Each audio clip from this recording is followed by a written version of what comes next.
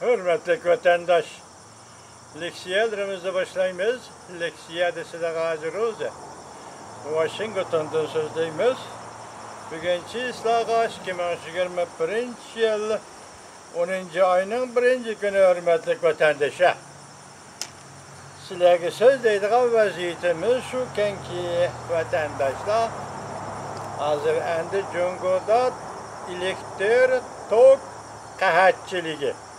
Bunun erişiplə davamlaşıp yetip gelgeni açlık bahasının örləb geçişinden ibaret. Yani şiddetli örləb geçişinden ibaret bir kriz. Koşulup da geldi deyimiz vatandaşlar.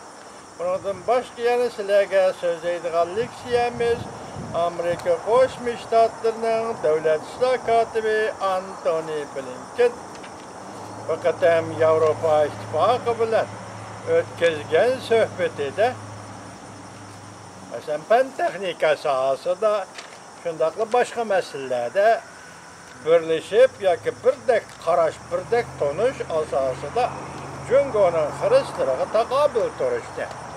Ta'kidladi, biroq Jungo'nun ismi eg'izga elinmadi. Bu hozir bir o'zgarishning namoyandasi sifatida shundoq bo'lyapti. Vatandaşım. Meyli Avrupa İttifakı olan Jungo o'rtasidagi diplomatik munosabatda bo'lsin, meyli Amerika Qo'shma Shtatlar bilan Jungo o'rtasidagi munosabatda bo'lsin, bir o'zgarish. Bir o'zgarish bo'lyapti vatandaşlarım.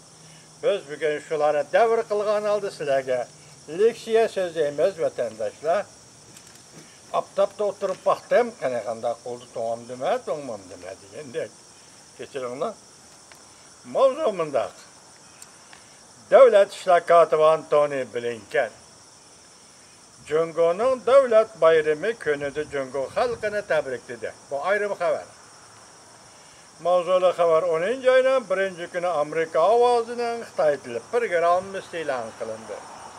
Xabar mundaq boshlandi. Amerika Qo'shma Shtatlarining Davlat İşler Katibi Antony Blinken haftanın 4. günü yana payshanba axborot orqali Jungo Xalq Cumhuriyatining davlat bayramini tabrikladi. Axborot originalining to'liq teksti tuvandikicha. Jungo Xalq Cumhuriyati 10. ayning 1. kuni davlat bayrami yetib kelgan bir paytda men Amerika Qo'shma Shtatlariga vakolatan Jungo xalqining bayram kunini tabriklayman. Biz Amerikada o'rtaq duch kelgan xristianlarni hal qilish uchun, ya'ni biz Jungo bilan Amerika o'rtaq duch kelgan xristianlarni hal qilish uchun Jungo Xalq Cumhuriyati bilan hamkorlashishga izlanayotgan chog'imizda kelar bir yilda Jungo Xalq Cumhuriyati xalqining osoyish bo'lishini ve güllenişini ümit qilamiz. Tamam. Bir cümle. Şu narsaga dikkat qiling yo'ldosh va vatandosh, kechiringlar. Keyingi vaqtda biz buni ayrim tahlil qilamiz.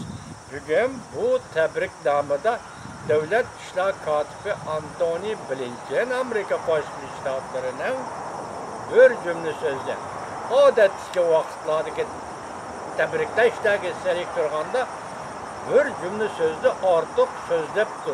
Artık sözleş zarariyetinden artık sözlepti.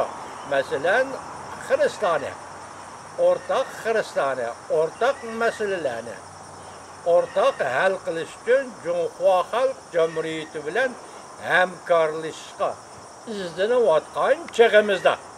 Bu cümle esingizda bo'lsin, hurmatli vatandoshlar. Keyin analiz qilamiz. Yana bir xabar.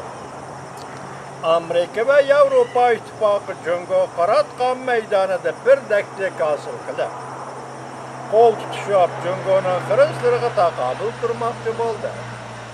Mavzuli xabar 10 ayning 1 kuni Amerika ovozining Xitoy tili programmasi e'lon qilindi. Xabar mundaq boshlandi.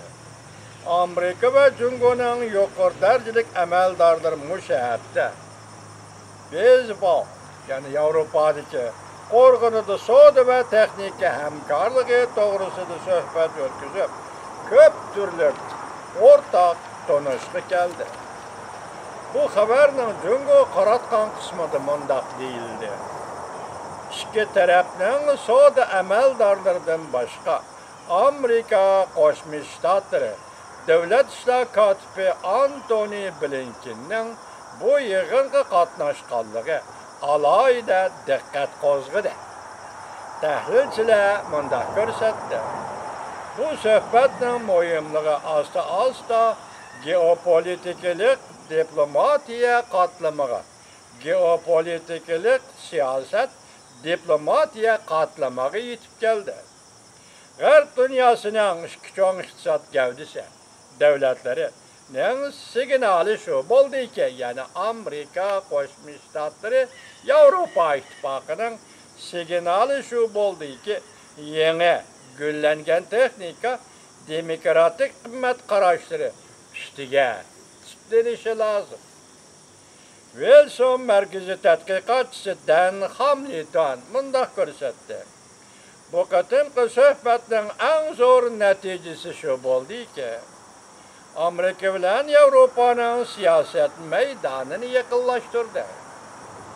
Yevropa ittifoqi bu yilning 5'ida Amerika, Angliya va Kanada qatorliq davlatlar qatoriga qo'shilib, Uyg'uristonda, ya'ni Shinjongda kishilik huquqi daxlataruz qilgan Jungo amaldorlarini, shirkatlarini embargo qilgan edi. Hatta 5-oyda Yevropa ittifoqi kishilik huquq tufayli Yevropa Jungo savdo kelishimini yoki mablag' solish kelishimini cheksiz vaqtgacha to'xtatgan edi. Hamilton mundaq hisobladi. Yuqorqi harakatlar ko'rsatib berdiki, Yevropa ittifoqi kishilik huquq bilan iqtisodiy manfaatlarni ayirib etmadi. Söz iborla texmi mujmal bo'lib keldi. Amerika bo'lsa Jungoning xirislarini texmi ochiq bevosita oshkorlashni xohlaydi. Lekin Yevropa ittifoqi bilan Amerika Qo'shma Shtatlarining Jungo to'g'risidagi tonishida hech qanday farq yo'q. Amaliy harakat jihatdan aytsak, farq texmi yo'q.